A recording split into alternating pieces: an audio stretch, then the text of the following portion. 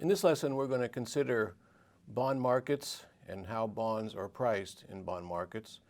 Bond markets are an example of financial markets, which also include equity markets and markets for foreign exchange and a lot of other financial instruments. But we're going to focus on bond markets at this point. When you think about financial markets, you want to think of a couple different kinds of financial capital, if you like. One is debt, the other is equity, two basic types to keep track of. Debt is a simple promise to pay interest and principal in the future. You borrow some money and you promise to pay it back with interest later. Examples of this kind of debt are corporate bonds and government bonds. A business may issue some debt, issue a bond, in order to get some money to buy equipment or to expand the firm. It's a promise to pay back in the future, some principal and some interest in the meantime. Similarly, governments, the United States government will borrow money, and it borrows money by issuing these bonds, which people buy, and the government agrees to pay back the principal in the future.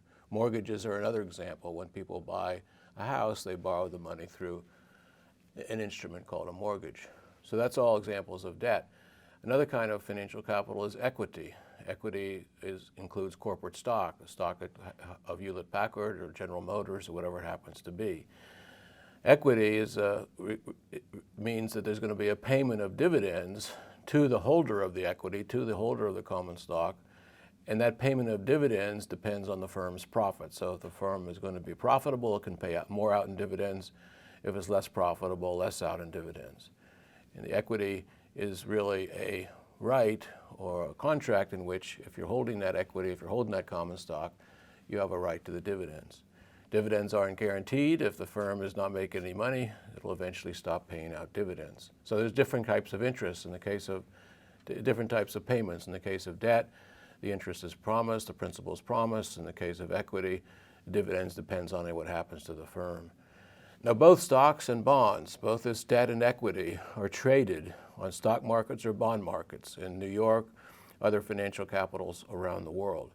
And so what we want to do here is study what determines the price of those stocks, the price of those bonds, after they're issued by the government or a firm. And as we indicated, we're going to start with bonds. First of all, what is a bond? Well, a bond is just a piece of paper. I'll hold one up if you want to see it. It's just on the screen again. It's just a promise to pay whoever's holding the bonds a certain amount of money in the future. Simplest would be you pay $100 in the future. In this particular example, it's a promise to pay $100 in the year 2112. So that's 99 years away from the year 2013. So this would be a 99-year bond. And it's very simple. You don't get any payments all those years, except in the 99th year you get $100. So again, it's a piece of paper, and it would be produced and issued. If I would issue it and try to sell it, if I wanted to get some money to do some building or whatever I want to do with the money, I would issue this. And once it's issued, once someone buys it, it's out there in the market and people can trade it. So what we want to study is how much would people be willing to pay for this piece of paper?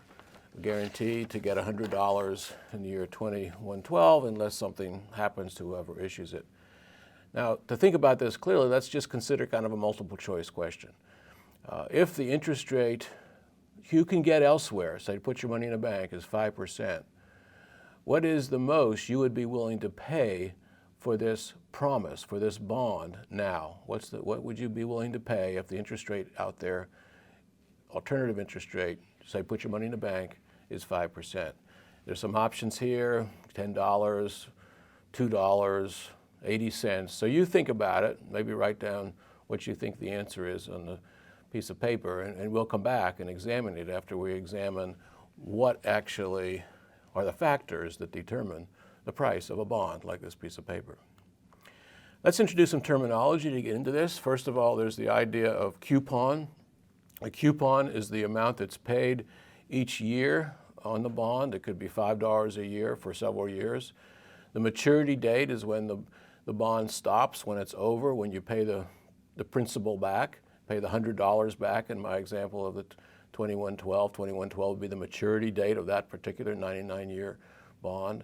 The face value is how much you pay back, so it would be $100 in the example of the piece of paper I just held up.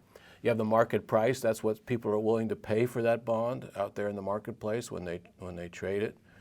The rate of return is very specifically the coupon on the bond plus any capital gain that you get from holding the bond, and it could be a loss if the price falls, capital gain if the price rises, capital loss if the price falls. And that coupon plus capital gain is measured as a percent of the price of the bond, and that's the definition of the rate of return. It's a percentage usually, because you can see the coupon plus capital gain as a percent of the price. And then finally, the yield. Yield is defined as the annual rate of return if you hold this bond to maturity. Okay, so there's a lot of terminology, and you got to think about it as we go through.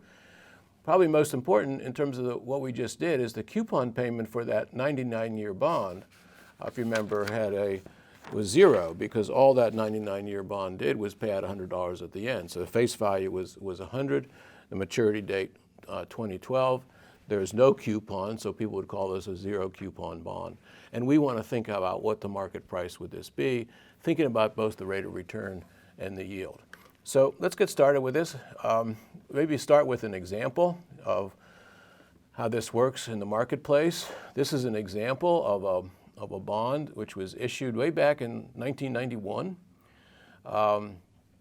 It's a 30-year bond, so it's going to mature in 2021, November to be specific. So if you look carefully at this chart here, you'll see 3 dates in which the bond is priced. One date is in 1993, another date is in 1997, and the third date, which is down at the bottom, is October 22nd of this year, of 2013. So there's 3 different dates, and the ones at the top, 91, 93, and 97, are printed out from the Wall Street Journal at that time. The one at the bottom is now coming from the Wall Street Journal's website. Modern technology, it's actually not printed the same way now in 2013. In the middle, I've blown this up so it's a little easier to see, and you can now see the terminology that we have indicated. So you see over on the left, we have something that's called rate. That's the coupon. This bond gets a coupon of $8. $8 is paid to whoever is holding it year after year for the 30 years until it matures.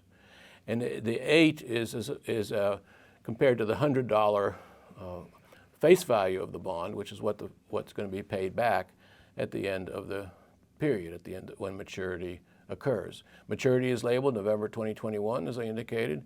Then you have the price of the bond, and the price is 2 prices. There's the bid price and the ask price, because these bonds are traded in the market, and there's always people trying to bid for the price, and there's people trying to ask for the price if they're holding the bond. You bid if you're trying to buy the bond, you ask if you're trying to sell the bond, and they're always very close.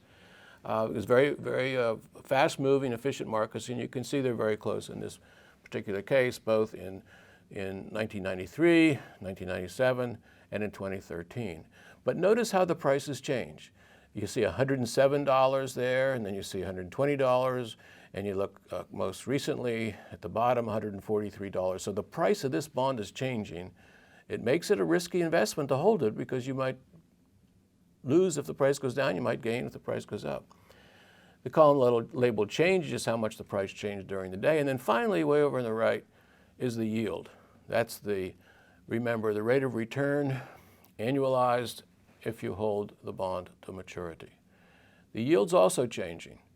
You see a 7.3, you see it fall, you see it rise, and we want to understand what's going on. Now, in this particular example, there is an inverse relationship between the price. When the price is relatively high, the yield is relatively low, and vice versa. We want to understand why that's the case. One of the most important things to remember about bond markets and bond pricing is this inverse relationship between the price and the yield. It's true factually, as you can see in this picture. We want to understand why that's the case. So let's get started. I need a little notation to explain how this works. And so let's call the face value of the bond F. Let's call the coupon on the bond R. Let's call the yield little I. And let's call the price P. So we've defined what those are. Now let's go to work and figure out under what circumstances you can calculate the price given you have the face value and the coupon. The economic reasoning here can sometimes be thought of as arbitrage. So often in economics, we analyze a choice by considering just two possibilities. And we're going to do that here too. We're going to compare the rates of return on two similar markets and two similar markets for two different investments. And if there's a difference between those rates of return, investors are going to go quickly to the place where the rate of return is higher. And they're going to get out of the place where the rate of return is lower. So funds will move from one market to the other depending on the rate of return. And because the funds move like this, in equilibrium, the rates of return in the two situations, in the two markets, will be the same. That's what we call by arbitrage reasoning. We're going to look for this equilibrium and where the rates of return in the markets are the same. And that's going to give us our explanation of what determines the price. So here goes. Let's consider the two alternatives and use arbitrage style reasoning. The two alternatives labeled 1 and 2. Let's look at number 2 first. Alternative 1, you can put your money in a bank for a year and you get an interest rate at the bank of 5%, 0.05. Okay, that's pretty straightforward. You put $100 into the bank, you get $5 paid back, and of course you get your money back when you withdraw it from the bank in a year. So that's what that investment's like. The alternative is to buy a bond. The bond has 1-year maturity, the face value is $100, and the coupon is $5. So at the end of 1 year, you'll get your $100 back, and you'll get $5 in addition, $105. So what determines the price of this bond over on the left? How much would you pay for this bond, given that your alternative was to put your money in the bank at 5%?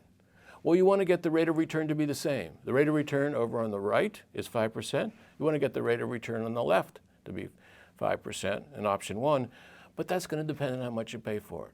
So the price has to be just so much that you get this 5% return on the bond. So think about it this way. Over on the right, we know the rate of return is 5%, 0.05. That's the bank account. Over on the left, we've written down the rate of return as it's defined. It's the coupon plus the capital gain. Coupon is 5. The capital gain is 100 minus what you pay for it, P, divided by P, divided by what you pay for it. That's the rate of return by definition. Remember, it's the coupon plus the capital gain divided by the price. So what you want to do is get the price that just makes that expression on the left equal to 0.05. It's a matter of algebra. Here's the algebra. Over on the left, we just take this and solve for P as indicated from step 1, step 2, 105 equals 1.05 times the price, so the price must equal 100. So what we've done, we found the price that simply solves, as shown here in the picture, shown on the left side of the picture, it solves to get you this 5% rate of return, and the price is 100.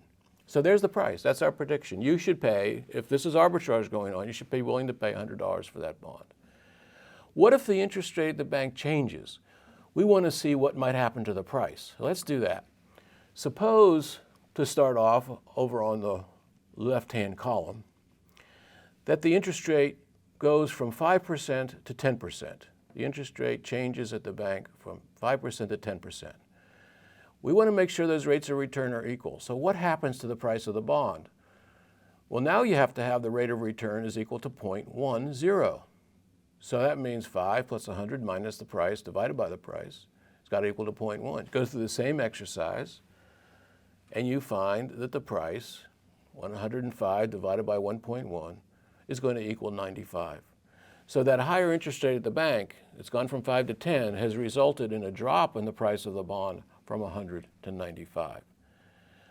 The intuitive reason for that is the bond has to give a rate of return just like the bank. The bank's now getting 10%. To get it on the bond, you've got a capital gain of 5% from 95 to 100 when you sell it, plus you get your 5% coupon, so you're getting $10 from buying that bond if you buy it at $95.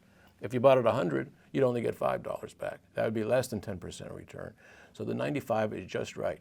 And notice that as the interest rate's gone up, the price has gone down. That's that inverse relationship we're referring to.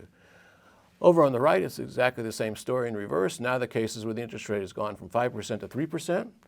You want to have now your rate of return on the bond equal to 3%. That's what arbitrage is going to give you. The rates of return in these two situations are the same, 3%.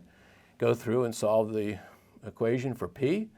And it's going to be 102. So in this case, as the interest rate fell from 5 to 3, the price of the bond went from 100 to 102. It rose. Again, that inverse relationship. And now you can think about it this way: as the bond has a coupon of 5, at the bank you're just going to get $3 on your 100. And so to equalize, there's going to be a little capital loss on your bond. And that capital loss is as the price goes from 102, which you'll buy it at, to 100, which is you get back at the end. So you get your 5 in coupon, you subtract 2 in loss, that gives you your 3. And so you can see the intuition of what's going on in the market to generate this. In general, we can think of this as a little formula where we now have just summarized what we've just done. We got the coupon, we got the face value, R and F, subtract out the P to get the capital gain, divided by P. That has got to equal the interest rate, or what we'll call the yield. It's the rate of return on this bond until its maturity. Solve this equation for P, and you can see P is inversely related to the yield, or to the interest rate, shown in red just to make it clear. The coupon rate R and the face value F are fixed. That's part of the contract. But if the interest rate should jump up in the market, the price will go down. If the interest rate goes down in the market, the price will go up. So that's all there is to it. It's algebra, but it's also this, more importantly, affect the intuition. In general, for longer maturity bonds, the same kind of thing happens. And we can just refer to the same kind of equations to come away from this lesson with that idea. So if it were 2-year bonds, you just generalize that equation for the price, and now you take the coupon R divided by 1 plus the yield, the coupon plus the face, R plus F, divided by 1 plus the yield squared, and you get the price. If it were N-year bonds, you do the same thing, just continuing it out, squaring what's in the denominator, and at the end you get at the last term there, you get the face value plus the coupon, you divide that plus 1 plus I to the end. So the rationale is just as indicated in the simple example. You just have to worry about the fact there's multi-years. It's of interest to note that the 0 coupon bond is with all the R's equal to 0, and if you set all the R's equal to 0 in your bond equation, you get the price as simply the face value divided by 1 plus I raised to the nth power. And so that's going to give you a way to compute the price of the 0 coupon bond I started with. And so let's finish off to think about this question which we started at the beginning, based on the analysis that we've done. What should be the price? What about the price on this 99-year 0 coupon bond that I started this discussion with? What would you be willing to pay? What would the price likely be in the market? And remember, we put in that question that the interest rate was 5%.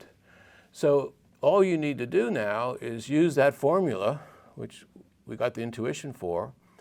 It says the price should equal the face value 100 of 100 divided by 1 plus I to the 99th power. If the interest rate I is 5%, which was what the supposition was in that original question, you should be willing to pay 80 cents, only 80 cents for that 0 coupon bond that gives you 100 at the end. And that's an example of how you do the computation. Come away from this by recognizing there's this inverse relationship between interest rate and price, between yield and price.